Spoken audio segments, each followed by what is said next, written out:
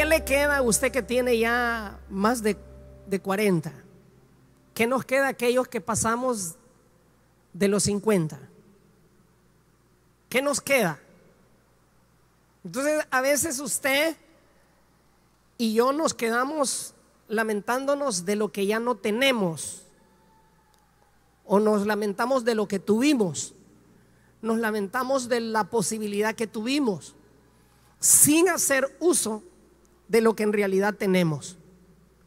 Y el lema es que tienes en tu mano es porque tiene que hacer uso usted de lo que usted tiene ahora.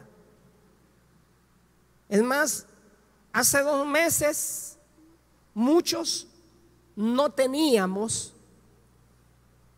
lo que tenemos ahora como país. Entonces, en cualquier línea, mire qué cosa, esto que le estoy hablando, aplíquelo a todo.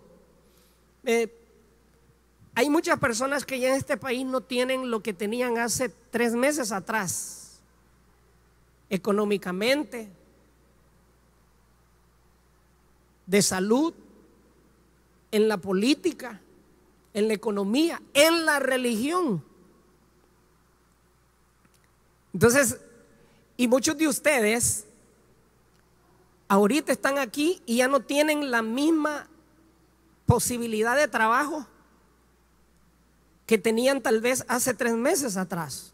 Entonces, si Dios nos dio el lema que tienes en tu mano, es porque Dios sabía que en este momento ibas a tener alguna limitante. Antes teníamos oportunidad de congregarnos a la hora que queríamos, a la hora que usted deseaba, el día que usted quería. Y mire qué cosa, en 3 meses usted dice, ahora yo no puedo congregarme a la hora que quiero. ¿Cómo la mira? Pues entonces el lema es importante. Haga uso de lo que tiene en su mano, de lo que está a su disposición. Y lo que antes lo podía hacer, lo que antes usted se tardaba todo un día para hacerlo, ahora usted tiene que aprenderlo a hacer en 3 horas. ¿O no es eso el sentido? Tenemos que aprender a ser adaptables con lo que tenemos. No es lo mismo covar un hueco con una barra como covarlo con una estaca. Pero si lo único que tiene es una estaca, el pueblo de Israel cuando andaba en la guerra, todo el mundo debería de caminar su estaca. Era regla, todo el mundo caminar una estaca. Todo soldado debería de andar su estaca. ¿Usted no sabe para qué? Que ustedes no leen mucho la Biblia. Todo soldado debería de andar una estaca, porque donde hacía su necesidad era ley de todo israelita enterrar su jese. Porque Dios siempre lo que ha querido es proteger a su pueblo. Diga conmigo, Dios siempre ha querido proteger a su pueblo. Imagínense en un campo de batalla de 20,000, la gente defecando al aire libre. Entonces ahorita deberían de ustedes saber que no se está recogiendo la basura normal, pues entonces sea educado con la basura, porque si no se va a enfermar. Ya debería de ir pensando en un plan de cómo y no quedarse, no están limpiando ahora, ¿verdad? No, busquemos qué hacer, porque hay lugares donde por las circunstancias no va. Entonces le estoy hablando de generalidades, pero usted tiene que abrir su mente de lo que Dios le quiere decir. ¿Qué es lo que usted tiene en su mano? ¿Qué son las posibilidades? ¿Cuál es la oportunidad? ¿Hacia qué me enfrento? ¿Cuánto va a tardar? Eso es así.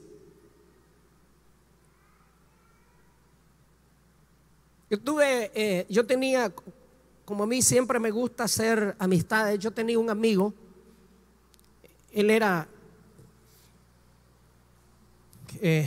me contaba una historia y él se hizo amigo, él era de línea Rosacruces, que está mezclado casi hasta con brujería, algunos la practicaron.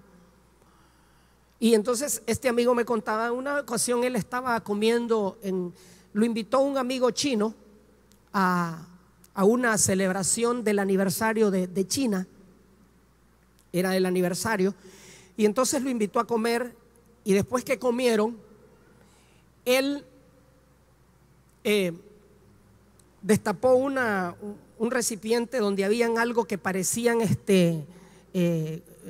postre de dulce, y entonces él lo iba a agarrar, y entonces el amigo chino le dijo: mira, no comas eso, por prohibido comer eso solo lo puedo comer yo. Entonces, pero la curiosidad, dicen que mató al gato. Entonces le dijo: ¿pero por qué? Lo cuestionó. Y entonces le dice: si comes, no te arrepentas después. La cosa es que él fue y agarró uno y lo probó. Cuando lo probó, fue a vomitar, porque el postre olía a podrido, era olor a podrido completamente. Entonces él le contó y le dijo: ¿Sabes por qué te invité hoy? Te invité hoy porque hoy celebramos la independencia de China, y en todo lugar donde hay un chino celebramos esto, y eso lo comemos en memoria de quienes en el antepasado, para sobrevivir, tuvieron que comer carne podrida, y para no olvidarnos de dónde salieron los chinos, entonces preparamos eso para comerlo nosotros. Ahora, ¿por qué le cuento esto? Le cuento esto porque significa que a veces en la vida usted lo único que tiene es lo único que tiene, y eso único que tiene es lo único que tiene, y no puede pensar más sino que hacer uso de eso que usted tiene ahora. Porque hay gente que con poco hace mucho, y hay gente que con mucho no hace nada. Hay gente que con toda una vida de salud y de fuerza no hace nada. Hay gente que con la poca fuerza está haciendo algo. Entonces nosotros en este tiempo tenemos que revisar, y esto no nos vamos a detener, diga conmigo, no nos vamos a detener en la visión de esta iglesia, pero tenemos que buscar ahora qué y cómo, diga conmigo, qué y cómo continuar usando lo que tenemos a la mano y a la disposición. Dios le dijo a Moisés: por esto creerán que se te apareció Jehová, el Dios de tus padres, el Dios de Abraham, Dios de Isaac y Dios de Jacob. Por esto, ¿por qué? Por las señales que Dios le dio a Moisés. Le dio señales. Si Dios te lo dice, solo debes de creer a su palabra y no dudar. Si Dios te dice algo, mire, si Dios le dice algo, solo crea que es Dios el que lo va a hacer. Porque hay gente que dice que Dios le dijo y no se sabe si fue que comió demasiado nacatamal, porque anda perdido con lo que dice que Dios le dijo. Yo he encontrado cantidades de gente que me dicen: Dios me dijo, Dios me dijo, Dios me dijo. ¿Y qué le dijo? Pero su lenguaje y su manera de pensar me dice que si Dios le dijo, entendió otra cosa. Si Dios le habló, entendió otra cosa. Entonces, si Dios le dice a usted algo, no tema. Hay cosas en las que yo en realidad nunca he dudado que Dios me las dijo que las hiciera, y hay cosas que las he hecho dudando si soy yo o es Dios. Pero igual, los seres humanos nos equivocamos. Dios estaba mandando a sacar a Moisés. Dios estaba mandando a Moisés a sacar al pueblo de Israel de Egipto. Y Moisés sabía que no sería fácil. Al final, lo que no le dijo Dios a Moisés fue que no sería fácil. De todas maneras, Moisés ya conocía que se enfrentaría a un pueblo arrogante y rebelde. Dios no le dijo a Moisés lo que Dios le dijo a Moisés: yo voy a estar contigo, vas a sacar a Israel, vas a hacer esto. Lo que sí en realidad Dios no le dijo a Moisés fue que eso no iba a ser fácil, que eso no era sencillo. Nunca se lo dijo. Al final Moisés debería de descubrirlo, que no iba a ser fácil, que no iba a ser sencillo. Ahora, yo le pregunto, ¿cuántos de ustedes conocen a su familia? Y ahí no conoce a su familia. Si yo le preguntara a usted cómo es su familia, ¿cómo es su familia? Usted me diría: uy, hermano, viera qué terrible. Viera qué terrible. Si yo le preguntara a usted cómo es tu familia, y yo le digo a usted: te pongo como líder de toda tu familia, y usted diría: uy, póngame como líder de cualquier otro, pero menos de mi familia. Lo mismo dicen de vos. Es posible.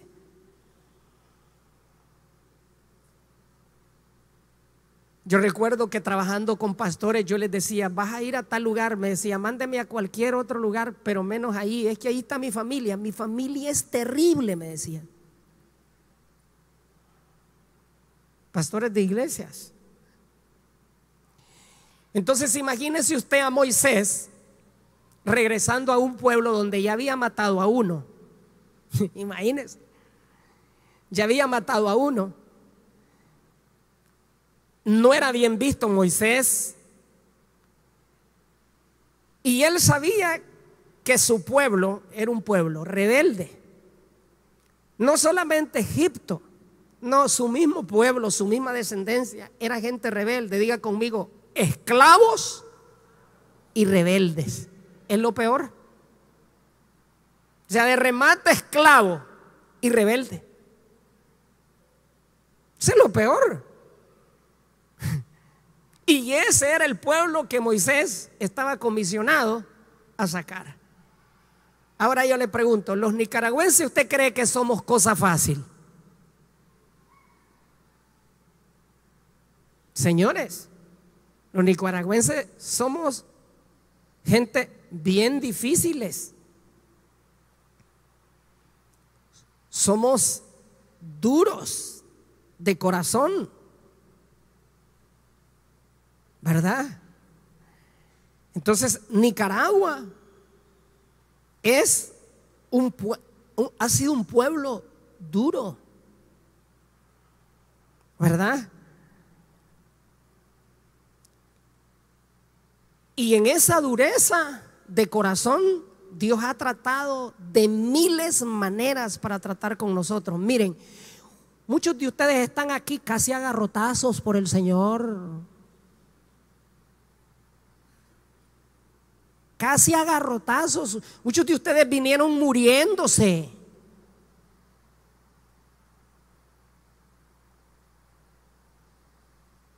Entonces, cuando uno mira cómo Dios trata con uno, entonces uno se da cuenta que verdaderamente Dios quiere tratar con la nación, quiere tratar con nosotros como individuos. Y aquí viene algo importante: es que nosotros nos debemos de convertir en instrumentos una vez que el Señor nos transforma.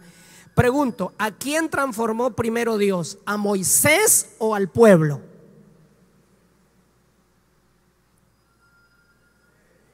¿A quién transformó primero Dios? ¿A Moisés o al pueblo? ¿A quién convenció primero? ¿A Moisés o al pueblo? ¿Con quién Dios trató primero? ¿Con Faraón o con Egipto? Con Faraón. Dígale al que está a su lado, el que está a la cabeza. A ver, no le tenga miedo. Dígale, el que está a la cabeza de algo o de alguien, es con ese que Dios va a tratar primero. Y si no obedece a la buena, le va a pegar su reventadita, dígale.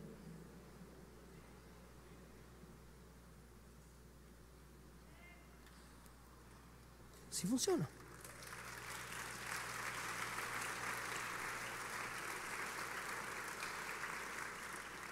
Porque así Dios lo ha hecho. Dios le dijo a Moisés, yo te envío. Lo más difícil no es Faraón. Esto lo escribí en octubre del año 2017. Octubre del año 2017. Lo escribí esto. Tiempo de consagración. Lo más difícil no es Faraón ni Egipto. Lo más difícil son los que deben ser libres en llegar a creer que es posible liberarse del Faraón. Lo más difícil no es Faraón, ni siquiera Egipto. Lo más difícil es que ese pueblo que había vivido 40 años y que lo único que conocían era hacer ladrillos, llegaran a creérsela que llegaría el momento que ya nunca jamás serían ladrilleros. O sea, llegarle a sacar eso de la mente a ese pueblo, si lo único que miraban todos toda su vida era zacate.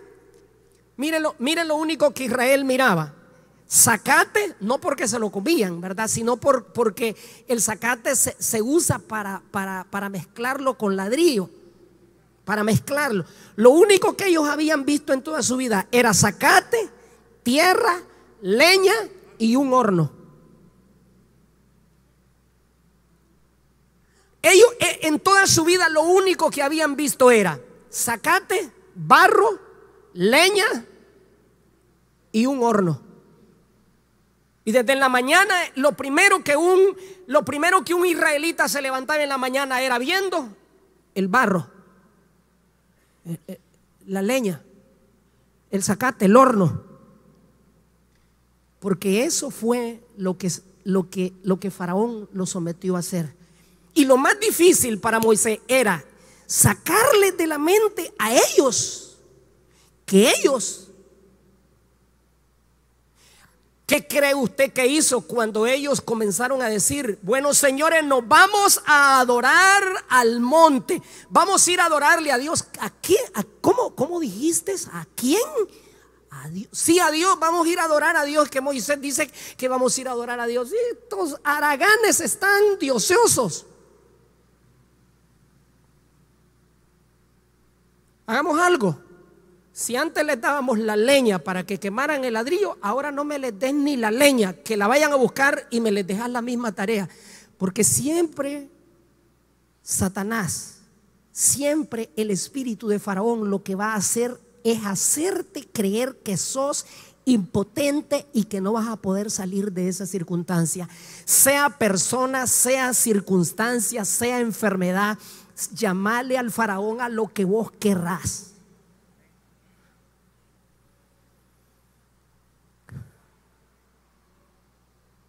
Llamarle Faraón a lo que vos querrás.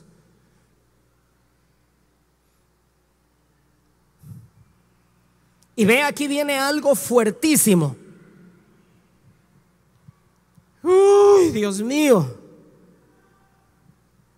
De esta manera habló Moisés a los hijos de Israel, pero ellos no escuchaban a Moisés a causa de su congoja de espíritu y de la servidumbre. Yo quiero que escuche esto. Mire ese versículo. Léalo conmigo. 1, 2, 3. Diga conmigo: de esta manera habló Moisés a los hijos de Israel, pero ellos, ¿qué dice? No que escuchaban a Moisés a causa de su congoja de espíritu y de la servidumbre. Es decir, que bajo una circunstancia de amenaza, de intriga, de enfermedad, de aflicción, de que te hace sentirte impotente, de que te sentís vulnerable y que no servís para nada porque no vales nada, pues. Entonces, ¿sabe qué ocurre en la gente? Deja de escuchar a Dios. Y yo le puedo estar hablando que Dios tiene miles de promesas para esta nación o para este pueblo o para usted como persona, pero usted, lo que usted recuerda es que mañana va a regresar al mismo cauce y va a sentirse bajo la misma vulnerabilidad y bajo la misma amenaza y bajo la misma intriga. Es decir, está bien, vos nos decís que nos vamos a ir, pero allá me está esperando un montón de barro para hacerlo mañana como ladrillo, y ahora no tengo ni siquiera la leña que me daban antes, y de remate tengo a un desgraciado egipcio que me está reventando los lomos como caballo viejo. Y diciéndome: ¡arre! ¡Termínelo!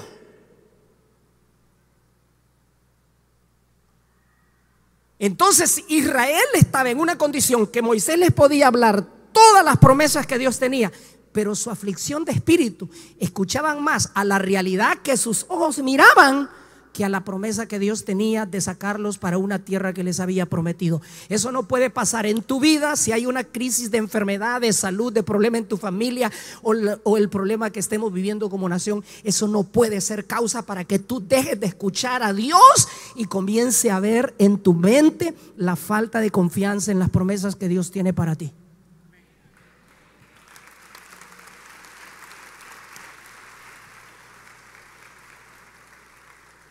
Eso fue lo que Dios dijo. Ellos, de esta manera habló Moisés, ellos no escuchaban a Dios, porque era más grande la aflicción cuando le pones más importancia al problema. Aunque Dios te hable, no lo escuchas.